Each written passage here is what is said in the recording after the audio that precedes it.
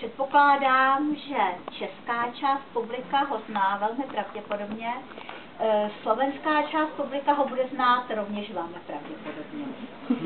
Pro ty, kteří čistě náhodou neviděli, ačkoliv bývá často reprízován, je to film dráhných 50 let, možná tak, kde vystupoval Sovák, coby Bodrý uhlíř, Dařbuján,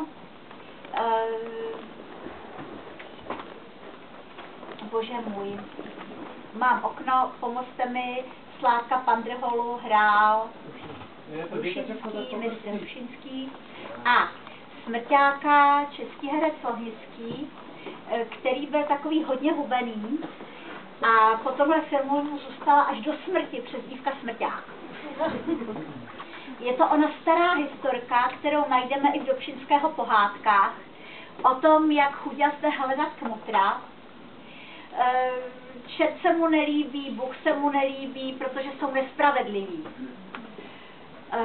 Skutečně taky smrt v porovnání s těmito dvěma má daleko rozporuplnější a daleko pestřejší povahu. Úplně nejnudnější je Bůh mezi námi.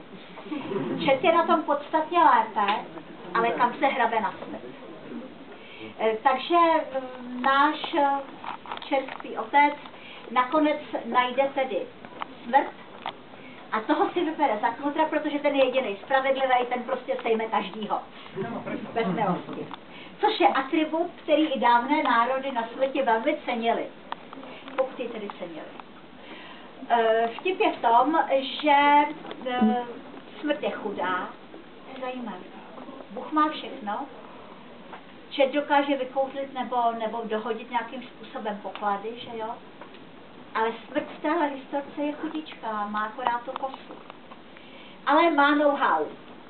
A okamžitě to využije, co by křestní dárek, domluví se s dotyčným, že když bude stát u hlav postele a tak dále, vy to znáte, otočí se postel, smrt se dostane k nohám, dotyčný se uzdraví a novopečený tatínek si zařídí živnost, co by doktor. Léčitel, to je teď v módě a bylo to i tehdy. To bola tá finta, to bol práve ten rozpor, keď otočili tú postel.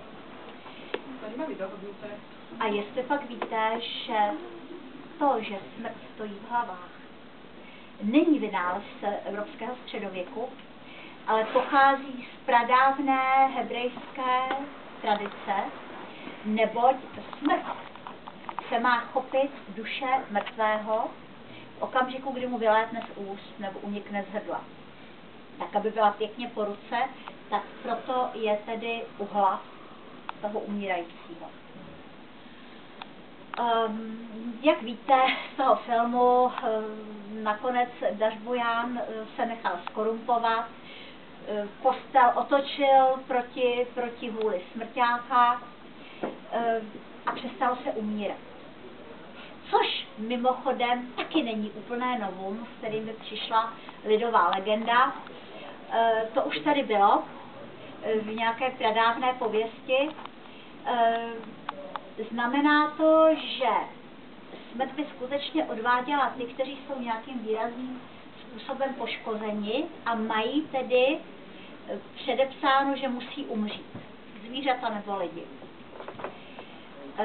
Ale co je podstatný, je moment, že když Sládek Pandrhola trikem unikne, tak ta smrt ho nakonec, když se osvobodí ze sudu, do kterého ji teda nechal zabednit, když z toho sudu unikne, tak milýho tlustýho Pandrholu sejme. Může se říct, ano, tak jenom prostě vyrovnávala konto, aby nebyly nepříjemnosti s vrchností, že jo. Přijde kontrola a co pak.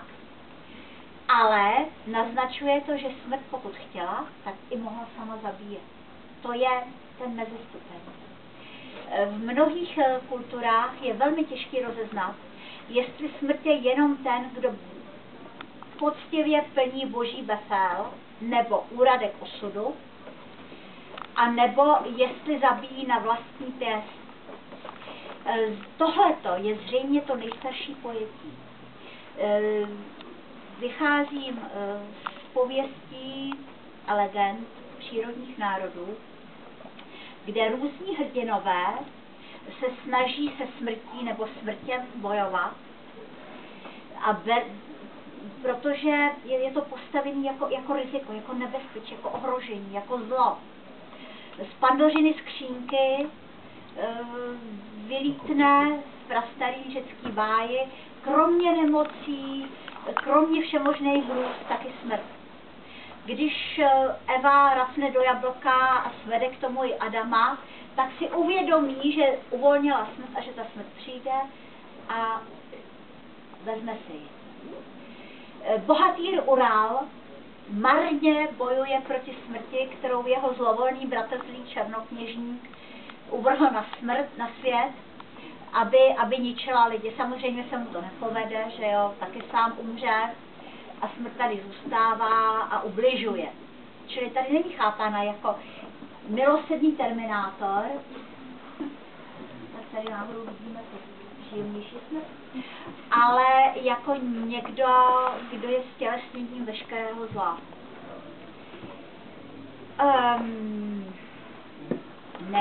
Nebo polynéský Rek Maui bojuje proti své babičce a já, protože si to nepamatuju, tak to zkusím najít, abyste věděli. Doufám, že to najdu. Prostě má takové banální jméno paní Podsvětí, ale v té polynéštině to zní velice hezky. Hinenujíte po, velká paní temnoty. A skutečně je obrovitá a velikananánská. Já teď budu vykrádat samu sebe, protože ocituji závěr jednoho z článků z Ikarie. Maui se pokusí zabít smrt, nebo zničit smrt tím, že vleze své spící babičce do vagíny a kdyby se mu podařilo prolízt celými útrobami a vylézt ústy, tak by smrt eliminoval a nikdo už by neumíral.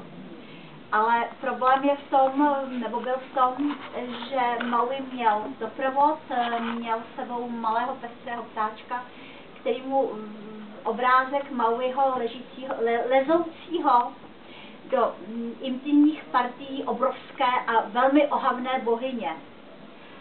Přišel velmi komický, bohyně se probudila, sevřela svaly koševní a Maui ho rozdrtila. Podle jiné verze přivedl Maui, netušil, že přivede obří bohyni k orgasmu a odnesl to.